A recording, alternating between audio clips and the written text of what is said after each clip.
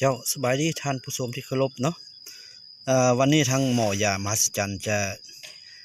นำเสนอสมุนไพรชนิดหนึ่งเนาะให้พวกท่านที่ว่าผู้ที่สนใจเรื่องยาสมุนไพรครับมุ่งนำกันเนาะและต้นอันนี้ชื่อว่าต้นซองฟ้าเนาะหรือต้นโป่งฟ้าเนาะและมันมีสรรพคุณทางยาก็น่าสนใจอยู่พี่น้องเนาะหั่นแบบว่าสำหรับผู้ที่ว่าอยากว่าจะได้อยากเลิกยาสูบอยากเศร้ายาสูบเนาะเลิกเหล้าบ่เลิกพวกกาแฟจังซั่นเนาะที่ผู้ที่ว่าติดเนาะผู้ที่ว่าติดบ่แม่นผู้ที่ว่ากินธรรมดาบ่แม่นพี่น้องเนาะเฮาจะใช้เคี้ยวกินเนาะเทื่อนึง3 ใบนี่เนาะอันนี้สำหรับที่เคี้ยวกินสดเนาะเทื่อนึง3 ใบหรือว่าถ้าว่าอยากต้มเนาะต้มก็ประมาณ5 ใบเนาะใส่น้ำ2 ลิตรแล้วก็ต้มจนฟดแล้วก็ดื่มเนาะต่างน้ำสาได้พี่น้องเนาะเพราะอันนี้หั่นใส่บางบ่อนเขาเจ้ามักซอยใส่แจ่วเนาะเพราะมันมีรสหวานแล้วก็เผ็ดแล้วก็รสหอมเนาะอันนี้ชื่อว่าต้นช่องฟ้าหรือโป่งฟ้าเนาะสำหรับผู้ที่อยากเลิกยาสูบเนาะก็แม่นเวลาเขาอยากสูบยาแห้งพี่น้องเนาะให้เคี้ยวจาก3 ใบนี่แหละเนาะเคี้ยวจาก3 ใบนี่เคี้ยวกินเลยมันจะมีรสชาติแบบว่า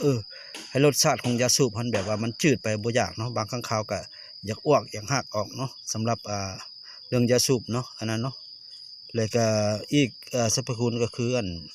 สำหรับผู้ที่นอนพี่น้องเนาะบางคนก็นอนละเมอจักเว้าอีสังเนาะบางคนก็กัดแข้วพี่น้องเนาะบางคนก็นอนโกนเนาะอันนี้มันยาสมุนไพรตัวนี้ก็น่าสนใจนะพี่น้องเนาะแต่ข้าพเจ้าก็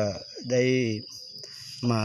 ขยายพันธุ์เนาะนำมาขยายพันธุ์ได้10 กว่าต้นอยู่ในนี้เนาะที่ว่าก็หายากสมควรพี่น้องเนาะอันนี้เป็นสมุนไพรต้น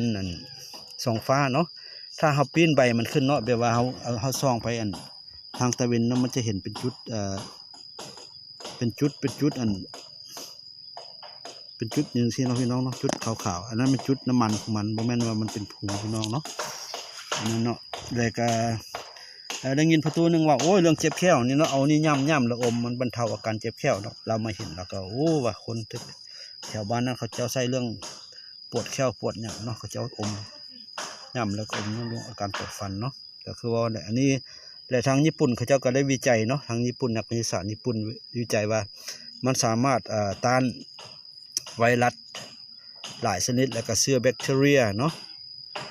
แล้วก็ใส่เรื่องลดเบาหวานเรื่องความดันนี่หลายๆคนเขาเจ้าก็ไปกินเรื่องเบาหวานที่ว่า5-6 เดือนไปเช็คที่ว่าเบาหวานก็บ่มีอย่างเปลี่ยนแปลงเนาะอันนี้เป็น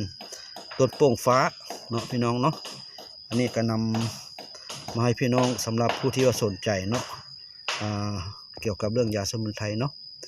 แต่ก็มีเท่านั้นเนาะนี่ข้าพเจ้าก็นำมาฝากพี่น้องมันก็บ่ได้สูงเนาะแต่ต้นอันนี้นี่แมงบงหัวใหญ่ๆเนาะมันเทื่อมักกินใบมักนาวบ่หรือใบขี้หูดมักขนาดพี่น้องเนาะอันนี้เนาะมันเพราะว่ารสชาติมันคล้ายๆคือกันนี่แหละเนาะนี่มันสรรพคุณของมันเนาะ